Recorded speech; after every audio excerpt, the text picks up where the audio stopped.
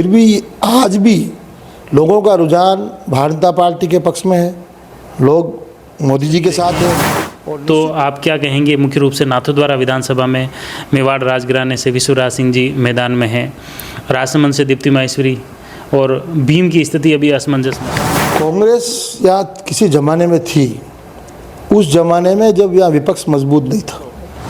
जोर सिंह जी को क्या मंत्र दिया आपने जो एकदम आपके मैंने कई बार सीपी जोशी साहब से बात की। सीपी जोशी साहब ने कहा है कि मैं इसमें नहीं बोल सकता हूं कि उनके आपस के झगड़े से ये स्वीकृत नहीं हुआ है। कल योगेंद्र सिंह जी से बात हुई कि सुरेंद्र सिंह जी बोलना बहुत जानते हैं, पब्लिक को अपने अट्रैक्ट कर लेते हैं।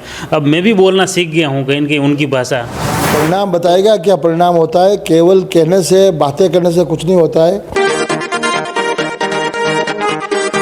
विधानसभा चुनाव को लेकर पूरे प्रदेश में जहां टिकट वितरण को लेकर अभी कई जगह दावेदारों की धड़कनें तेज हो रही हैं, तो कई प्रत्याशी मैदान में उतर चुके हैं, जनता से मिलना शुरू हो चुके हैं और कहीं न कहीं जनता को अपने पक्ष में जोड़ने के प्रयास हो रहे हैं। और वैसे ही प्रयास कुंभलगढ़ विधानसभा में चल रहे हैं। यहाँ पर पहले ही सूची में सुरेंद्र सिंह राठौड़ का नाम क्लियर हो गया था भाजपा की तरफ से, और एक दिन पहले कांग्रेस की तरफ से योगेंद्र सिंह परमार को उतारा गया है। ऐसा है कि कुंभलगढ़ विधानसभा में अब दोनों ही तरफ से तस्वीर क्लियर हो गई हैं।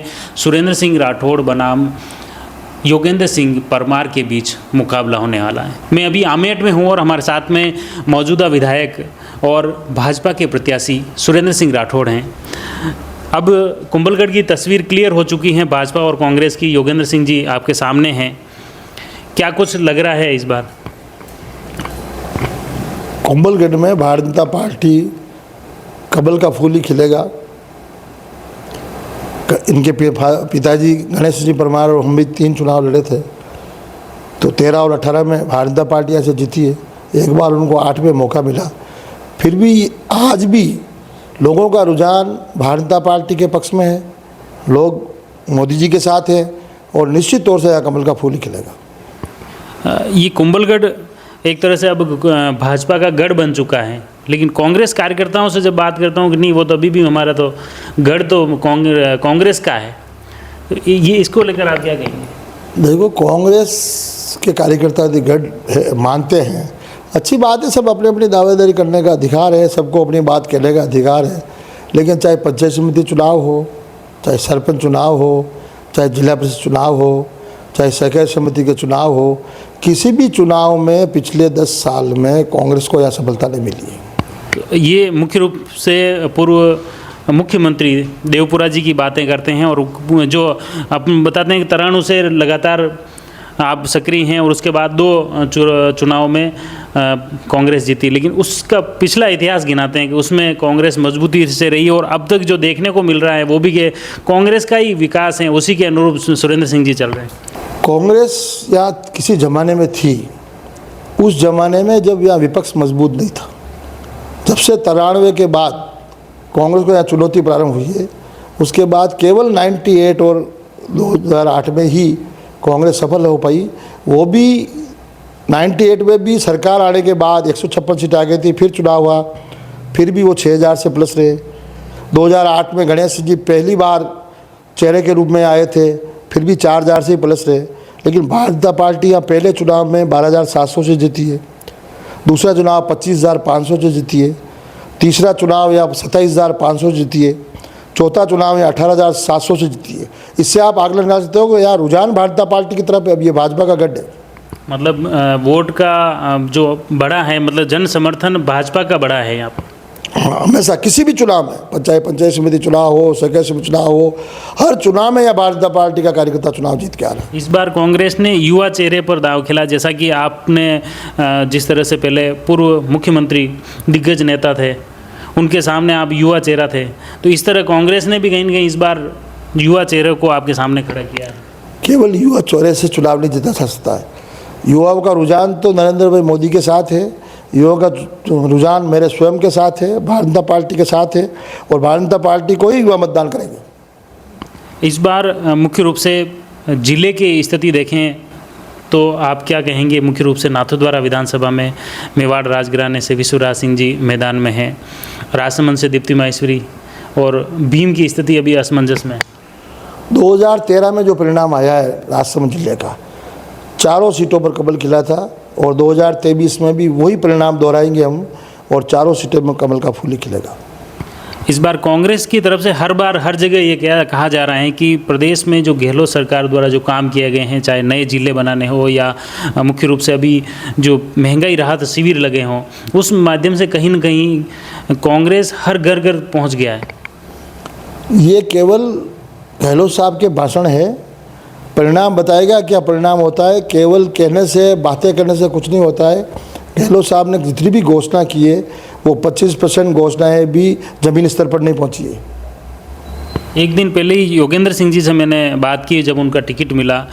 आपकी कुंभलगढ़ का बड़ा प्रोजेक्ट लंबे समय से अधर में है, बेड़ज का नाका, उसको लेकर मुख्य रूप से 2018 में जैसे आपसे मेरे पहले भी बात हुई थी, बजट सैंक्शन हो गया था, वर्क ऑर्डर हो गए थे, लेकिन फिर वो अटका था। उसका मुख्य रूप से मैंने उन्हें पूछा तो वो कह नहीं, वो तो सुरेंद्र सिंह जी पहले से ही अटका हुआ था। क्या स्थिति है? 2018 में इस पे 50 करोड़ रुपए की स्वीकृति हुई डीबीएफटी योजना में। 2 करोड़ से ऊपर की योजनाएं चीफ सेक्रेटरी की कमेटी बनी थी उसमें जाती है। चीफ सेक्रेटरी के वहाँ से स्वीकृत होकर आ गया था। केवल इसका स्वीकृति होने के बाद में वर्क ऑर्डर जारी नहीं हुआ था और आचार संहिता लग गई, सरकार बदल गई। फिर डीबीएफटी की बोर्ड की बैठक हुई, उसमें राजसमंद जिले में 200 करोड़ रुपए का काम इस सरकार ने निरस्त किए। उस समय मुझे आश्वस्त किया था कि ये बेड़ज का इलाका हम वापस स्वीकृत कर देंगे अगले बजट में, लेकिन 2 साल बाद ही गणेश सिंह जी और पूर्व प्रधान सूरज सिंह जी में घमासान प्रारंभ हो गया राजनीतिक, और वो परिणाम आपने भी अंतिम समय तक देखा है कि उनकी लड़ाई दिल्ली तक चली टिकट में। सूरज सिंह जी के पंचायत के गांव में ये बेड़ज का नाका आता है, इसलिए गणेश सिंह जी ने कभी भी उसमें मेंबर होते हुए बेड़ज नाका को स्वीकृत को ये बात नहीं उठाई। वहाँ रिकॉर्ड होता है, वहाँ से रिकॉर्डिंग मंगा सकते हैं कि गणेश सिंह जी ने कभी वहाँ बोला हो ये एक बेड़ज नाका स्वीकृत किया जाए। मैंने कई बार सीपी जोशी साहब से बात की, सीपी जोशी साहब ने कहा है कि मैं इसमें नहीं बोल सकता हूं कि उनके आपस के झगड़े से ये स्वीकृत नहीं हुआ है, और मैं आपको आश्वस्त कर रहा हूं कि सरकार आते ही 1 महीने में बेड़ज का नाका स्वीकृत हो जाएगा। गणेश सिंह जी लेकिन बार बार जिक्र करते हैं कि उसकी जो एनओसी लाने का काम हो या ये वो पूरा काम काज उनको इसके लिए वो उन्होंने ही किए सभी प्रयास। आप अपनी उसकी उनकी से वो जो एनओसी मिली है उसकी डेट मंगवाओ। 2015 और 16 में इसकी एनओसी मिली है और 2015 और 16 में मैं विधायक था। कल योगेंद्र सिंह जी से बात हुई कि सुरेंद्र सिंह जी बोलना बहुत जानते हैं, पब्लिक को अपने अट्रैक्ट कर लेते हैं। अब मैं भी बोलना सीख गया हूँ कहीं कहीं उनकी भाषा, तो अब उनको उनकी भाषा में ही जवाब देंगे। कोई बात नहीं, अच्छा जवाब देना, उसका जवाब का जवाब दूंगा मैं, जवाब जनता देगी। आप अच्छे बोल रहे हो, सब कुछ बोल रहे हो, लेकिन जो 5 साल के कारनामे है ना, पद पे नहीं होते हुए जो बाप बेटे ने यहाँ भ्रष्टाचार किया ना, वो आम जनता जानती है।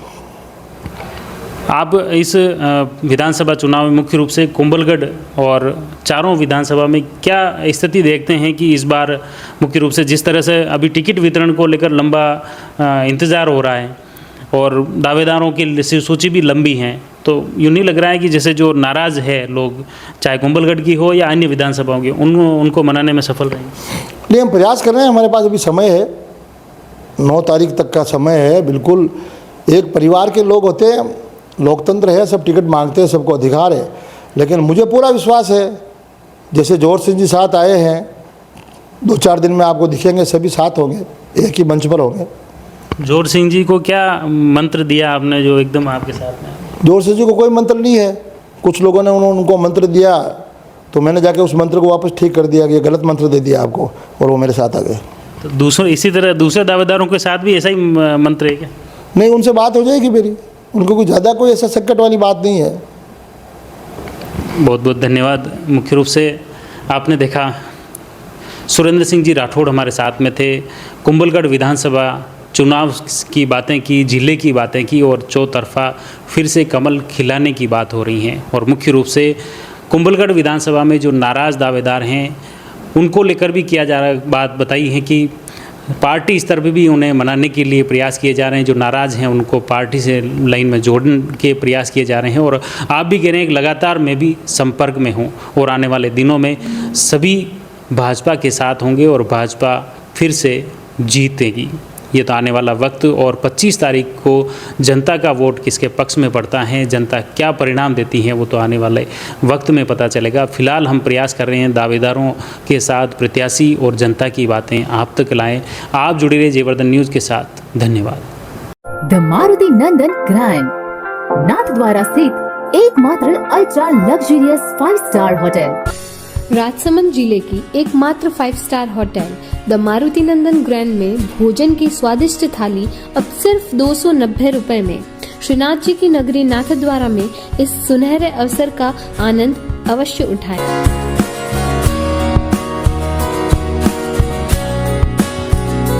मारुति नंदन ग्रैंड, थिंक नाथद्वारा, थिंक नंदन ग्रैंड।